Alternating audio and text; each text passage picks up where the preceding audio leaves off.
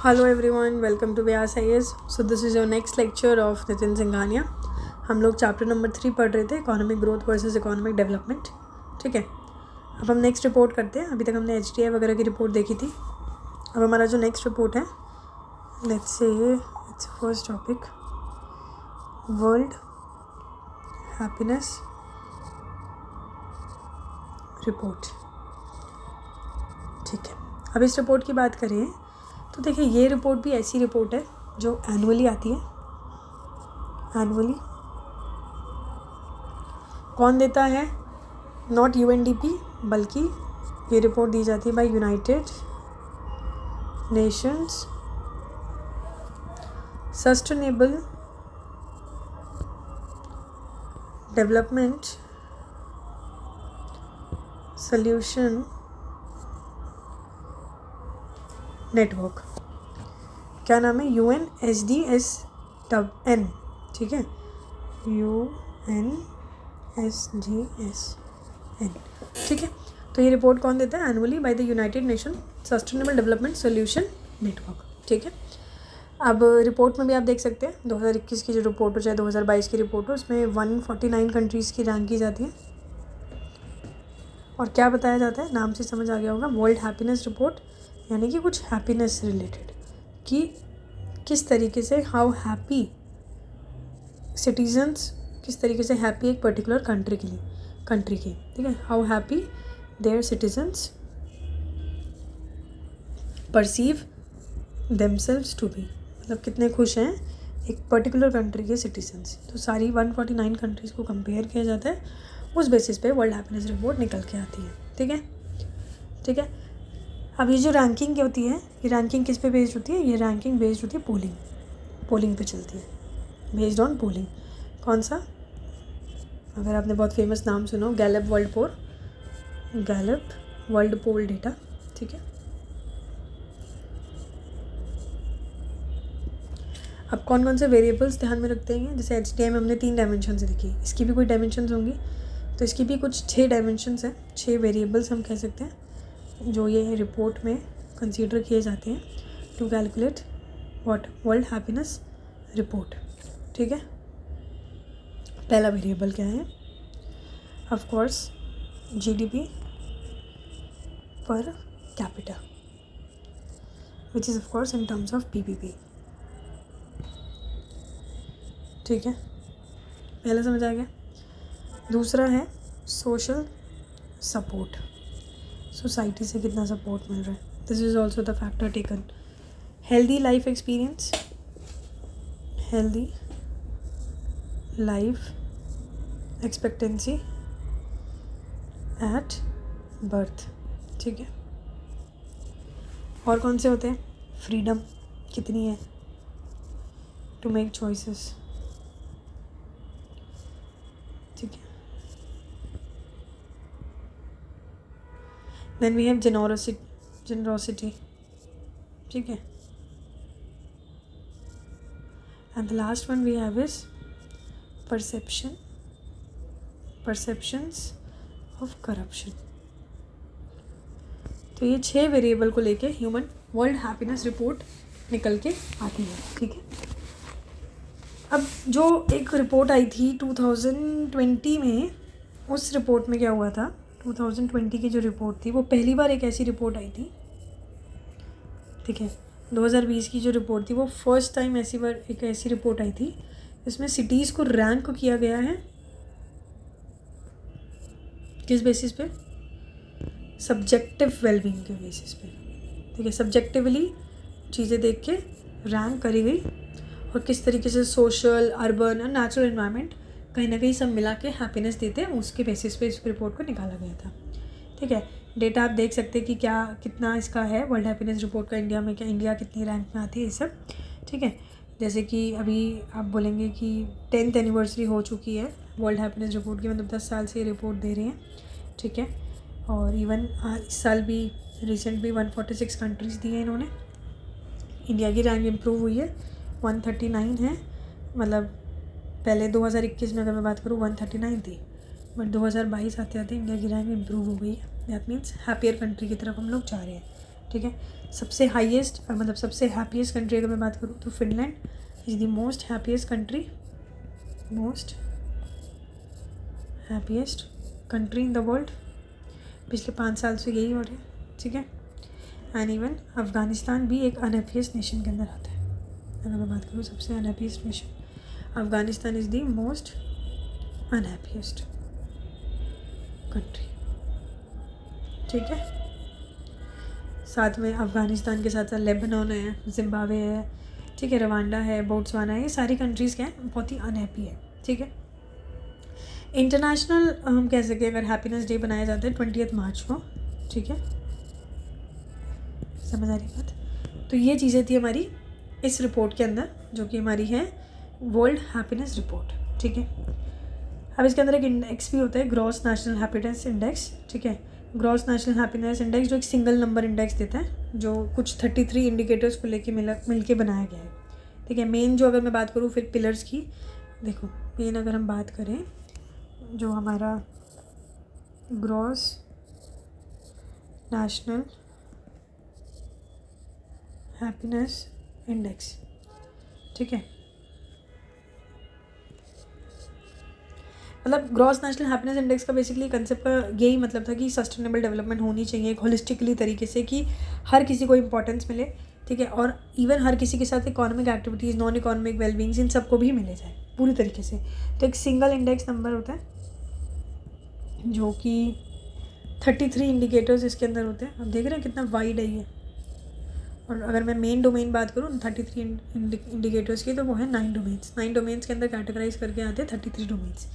जैसे कि मेन जो अगर मैं बात करूँ तो क्या क्या होते हैं, 4 पिलर्स होते हैं। गुड गवर्नेंस, सस्टेनेबल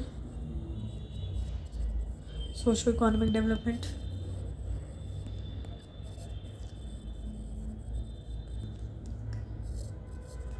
ठीक है, कल्चरल प्रिजर्वेशन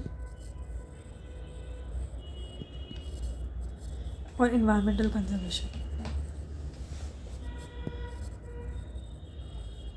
ठीक है। समझ आ गई बात।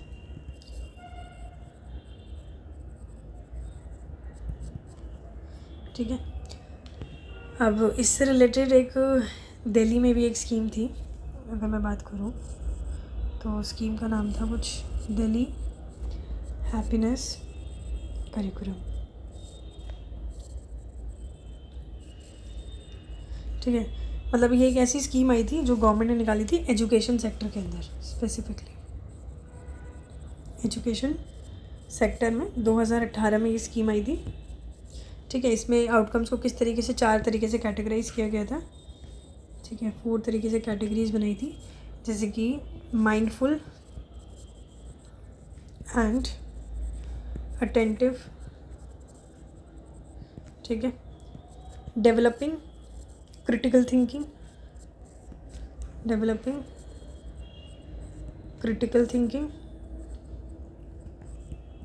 देन थर्ड कैटेगरी रिफ्लेक्शन, ठीक है। क्रिटिकल थिंकिंग एंड रिफ्लेक्शन में से एक साथ आएगा, sorry, developing critical thinking and reflection. Third हमारे पास आएगा developing social economical skills, social economic emotional skills. Last हमारे पास है developing a confident and pleasant personality, ठीक है। तो इस तरीके से दिल्ली में भी 4 इंडिकेटर्स के बेसिस पे दिल्ली हैप्पीनेस करिकुलम निकल के आया जो एजुकेशन सेक्टर में आया था, ठीक है। और डेटा देख लेते हैं थोड़ा सा। तो इसमें आपका डेटा है कि जो मध्य प्रदेश है, Madhya Pradesh became the first state in India, it become the first state in India to what, to setup happiness development setup करने के लिए पहली स्टेट है इंडिया में Madhya Pradesh, not expected, right. 2016 में कर लिया था, मतलब नॉलेज रिसोर्स सेंटर की तरह काम करते हैं, ठीक है, इस तरीके से। तो वही है, पहली स्टेट मध्य प्रदेश है, then we got Andhra Pradesh as the second state to have happiness index या डेवलपमेंट यू कैन से, ठीक है। ये डेटा हो सकता है आ जाए, बहुत सारे एग्जामिनेशंस में आता है, नॉट जस्ट यूपीएससी में पूछा जाए, बल्कि हो सकता है ईपीएफओ वाले एग्जामिनेशन में भी आ जाए, ठीक है, आरबीआई जैसे एग्जाम्स में भी पूछ लिया जाए, तो ये डेटा इसलिए इंपॉर्टेंट बन जाता है, ठीक है। Then we have OECD better life index. OECD better life index, ये इंडेक्स जो है आपका OECD बेटर लाइफ इंडेक्स, ये कंपेयर करता है वेलबींग अक्रॉस कंट्रीज, ठीक है। वेलबींग देखा जाता है across countries, 11 indicators, 11 topics you can से, बेस्ड ऑन 11 टॉपिक्स जो OECD ने एसेंशियल माने, उन 11 टॉपिक्स पे ध्यान दे के कंपेयर किया जाता है, ठीक है। क्या क्या टॉपिक्स हो सकते हैं, जो भी हमारे 11 टॉपिक्स एसेंशियल है मटेरियल लिविंग कंडीशंस के लिए या क्वालिटी ऑफ लाइफ के लिए, जैसे कि हाउसिंग हो गया आपका, इनकम हो गया, ठीक है, जॉब्स हो गई, कम्युनिटी हो गए, ठीक है, एजुकेशन हो गया, इन्वायरमेंट हो गया, यस, सिविक इंगेजमेंट हो गया, आपके सिविक जो बेसिक एसेंशियल जो है वो होते हैं, सैनिटेशन वगैरह वाली चीज़ें, हेल्थ हो गई, लाइफ सेटिस्फैक्शन हो गई, public facilities, life satisfaction, safety and even work life balance. ये सारे 11 के 11 टॉपिक्स जो भी एसेंशियल्स है वो सारी चीज़ें OECD बेटर लाइफ इंडेक्स देखता है, ठीक है। ये पूछा जाता है कई बार एग्जाम्स में, इसलिए मैंने करा दिया। PQLI तो काफ़ी बार पूछा भी गया है बहुत सारे एग्जाम्स में अलग अलग तरीके के। तो PQLI क्या है, physical quality of life index, physical quality of life index. ये इंडेक्स क्या है, ये मेजर करता है कि किस तरीके से क्वालिटी है लाइफ की, नाम से समझ आ रहा होगा क्वालिटी ऑफ लाइफ, तो ये क्वालिटी देखता है लाइफ की, इवन कि वेलबींग क्या है कंट्री का, क्वालिटी कैसी है, ठीक है। 3 स्टैटिस्टिक्स, 3 डेटा, 3 इंडिकेटर्स के बेसिस पे ये देखता है, जैसे कि लिटरेसी रेट है ना, इन्फेंट मोर्टेलिटी रेट, ठीक है, and life expectancy at age 1, ठीक है। ये सारे इंडिकेटर्स को लेके PQLI निकलता है। किसने डेवलप किया है इसको, it was develop for the, किस चीज़ के लिए डेवलप किया गया इसको, for the overseas development council, it is developed for the overseas development council. किन्होंने डेवलप किया है, ये नाम बहुत इंपॉर्टेंट है, मॉरिस डेविड मॉरिस, ठीक है। ये पेपर में पूछ लिया जाता है और पूछा गया है, ठीक है। सो PQLI के बारे में आपको ये चीज़ पता होनी चाहिए कि that it is basically quality के बारे में, हमारी लाइफ की क्वालिटी के बारे में ये एक इंडेक्स है जो मेजर करते हैं on the basis of 3 indicators, literacy rate, IMR और life expectancy at the age of 1, ठीक है। ओवरसीज डेवलपमेंट काउंसिल के द्वारा डेवलप किया गया है और किन्होंने किया है उसमें भी, मॉरिस डेविड मॉरिस, ठीक है। So this is an important topic, clear. Last topic जो हमारे पास आता है इस चैप्टर का, then this chapter will also be no get finish, which is sustainable development report. Sustainable development क्या है ये आपको पता होगा कि not just producing for today, but आगे के बारे में भी सोचना, फ्यूचर के बारे में भी सोचना, फ्यूचर रिसोर्सेज जनरेशन के बारे में, राइट। तो सस्टेनेबल डेवलपमेंट रिपोर्ट भी अगर मैं बात करूँ, it is also an annual report, annual report है, वर्ल्ड वाइड स्टडी की जाती है, ठीक है, सारी कंट्रीज़ के बेसिस में। और इसके साथ साथ इसमें हमारे किस बेसिस पे देखे जाते हैं, कैसे सस्टेनेबल डेवलपमेंट रिकॉर्ड निकाला जाता है, रिपोर्ट निकाली जाती है, 17 SDG गोल्स। आई होप आप लोगों ने 17 SDG गोल्स पढ़े, नहीं भी पढ़े तो मैंने यूट्यूब पे शॉर्ट भी डाला हुआ है जिसमें 17 SDG गोल पढ़ाए भी हैं और ट्रिक्स भी है, ठीक है। तो 17 SDG गोल्स है, ठीक है, इस रिपोर्ट के अंदर, सस्टेनेबल डेवलपमेंट रिपोर्ट के अंदर, और उस बेसिस पर रैंक दी जाती है ऑन द बेसिस ऑफ की परफॉर्मेंस कैसी है, ठीक है। कौन प्रिपेयर करता है इस रिपोर्ट को, एक इंडिपेंडेंट एक्सपर्ट्स होते हैं जो कि सस्टेनेबल आपका डेवलपमेंट सोल्यूशन नेटवर्क है उसके, वो लोग मिल, उनकी टीम, और एक बर्टलस्मैन स्टिफ टंग, ठीक है, ये मिलकर रिपोर्ट तैयार करते हैं। अब अगर हम बात करें सस्टेनेबल डेवलपमेंट रिपोर्ट का एडिशन, अगर आप डेटा की बात करें तो इंडिया की रैंक भी मतलब ज़्यादा अच्छी तो नहीं है, 120 रैंक आती है आउट ऑफ 165 कंट्रीज़, जिसमें स्कोर अराउंड 60.1 इंडिया का रहता है। ठीक है, हमेशा की तरह फिनलैंड टॉप करती है इसमें भी, Finland is the top country, then it's followed by Sweden and then comes Denmark. Okay, अब इस रिपोर्ट के अंदर और भी चीज़ें होती है, जैसे इंटरनेशनल स्पिल ओवर इंडेक्स भी रिपोर्ट कंटेन करता है। सस्टेनेबल डेवलपमेंट रिपोर्ट के अंदर एक इंटरनेशनल स्पिल ओवर इंडेक्स होता है, जिसमें हर कंट्री के प्लान होते हैं, एक्शन प्लान की, किससे नेगेटिव इम्पैक्ट पड़ रहा है, किससे पॉजिटिव इम्पैक्ट पड़ रहा है दूसरी कंट्रीज़ में। ठीक है, SDG गोल अचीव करने की वजह से कोई कंट्री किसी दूसरी कंट्री पे क्या पॉजिटिव और क्या नेगेटिव इम्पैक्ट दे रही है, उसका भी एक इंडेक्स होता है इसके अंदर ही, इसका नाम है इंटरनेशनल स्पिल ओवर इंडेक्स। ठीक है,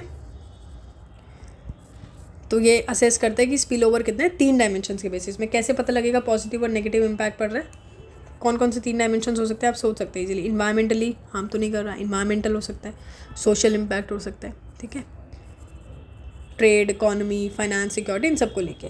ठीक है, कोई भी कंट्री जिसकी बहुत ज़्यादा हाईएस्ट स्पिल ओवर हो, कोई भी कंट्री जिसका स्पिल ओवर ज़्यादा हो, दैट मीन्स वो मोर पॉजिटिव है, और जिसका लेस मतलब स्पिल ओवर इस कंट्री का ज़्यादा हो, that means it causes more positive, और मतलब अच्छा ज़्यादा कर रही है, नुकसान कम दे रही है, स्पिल ओवर ज़्यादा है।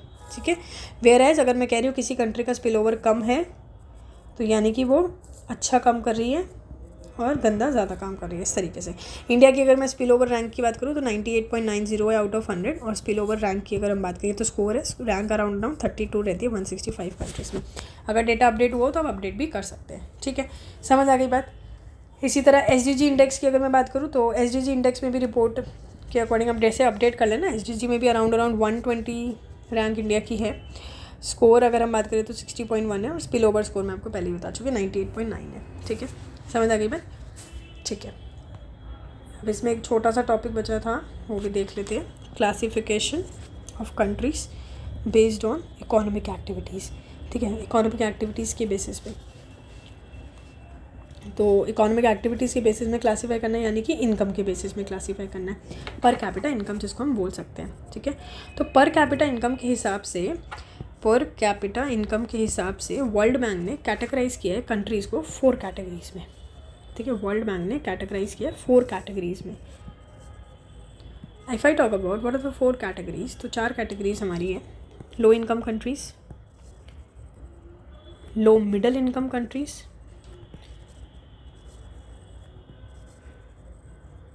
अपर middle income countries, upper middle income, and the last one is high income. ठीक है, अगर मैं बात करूँ USD डॉलर में, तो लो इनकम कंट्रीज़ वो जिनका US डॉलर 1,005 से कम हो, यहाँ पे 1,006 से लेके 3,995 तक हो, यहाँ पे 3,996 से लेके 12,235 US डॉलर्स, और ये मोर देन 12,235। ठीक है, तो यहीं से कैटेगरीज निकल के आ जाती है। आप लोगों ने पहले भी पढ़ा होगा, डेवलप्ड कंट्रीज़ वो कंट्री जो डेवलप्ड है, यानी कि मोर ऑफ इंडस्ट्रियल सेक्टर हम कह सकते हैं। ठीक है, एक इंडस्ट्रियलाइज कंट्री भी इसको बोल दिया जाता है। डेवलप कंट्री बोलो या इंडस्ट्रियलाइज कंट्री बोले, ठीक है, या फिर मोर इकोनॉमिकली डेवलप्ड कंट्री। तो ऐसी कंट्री जो डेवलप्ड हो गई है इन टर्म्स ऑफ टेक्नोलॉजी अच्छी है, इंफ्रास्ट्रक्चर वाइज अच्छी है, जैसे हम जापान का एग्जांपल ले सकते हैं। ठीक है, टेक्नोलॉजिकली इंफ्रास्ट्रक्चर भी बहुत अच्छी ग्रो हो गई हो as compare to other countries. ठीक है, USA भी है। इसी तरह डेवलपिंग कंट्रीज़ होती हैं just like India, even China भी अपने आप को डेवलपिंग कंट्री बोलते हैं। ठीक है, डेवलपिंग कंट्रीज़ वो कंट्रीज जो भी लेस इंडस्ट्रियलाइज है, इतनी इंडस्ट्रियलाइज नहीं है, ऐसा नहीं है बिल्कुल नहीं है, बट थोड़ी सी कम इंडस्ट्रियलाइज्ड है। ठीक है, अभी भी कुछ ना कुछ एक्टिविटीज़ में प्राइमरी एक्टिविटीज़ से जुड़ी हुई है, प्राइमरी आपकी एग्रीकल्चर जैसी, फिशिंग जैसी एक्टिविटीज़ से जुड़ी हुई है, बट कहीं ना कहीं सेकेंड इंडस्ट्रियल सेक्टर्स की तरफ भी कोशिश कर रहे हैं जाने की, जैसे सर्विसेज वगैरह देते हैं। ठीक है, then comes least developed countries. देखिए, लीस्ट डेवलप्ड नाम से समझ आ रहा है, these are low income countries. ठीक है, लो इनकम कंट्रीज़ है, बहुत कम इनकम है इनके पास। ठीक है, कहीं ना कहीं इकोनॉमिक शॉक्स बहुत होते होंगे, इन्वायरमेंटल शॉक्स होते होंगे, लोगों के ह्यूमन डेवलपमेंट ही नहीं है। ये हम बोल सकते हैं, जैसे सोमालिया वगैरह हो गई, साउथ अफ्रीकन कंट्रीज़ थोड़ी ज़्यादा हैं, सूडान जैसी कंट्रीज़ हो गई, तो ये सारी कंट्रीज़ हमारी डेवलपिंग कंट्रीज़ में आ जाती है, ठीक है। So this was the chapter 3 economic growth. I hope everything is clear to all of you. Even if you have any doubt, you can contact me on the WhatsApp.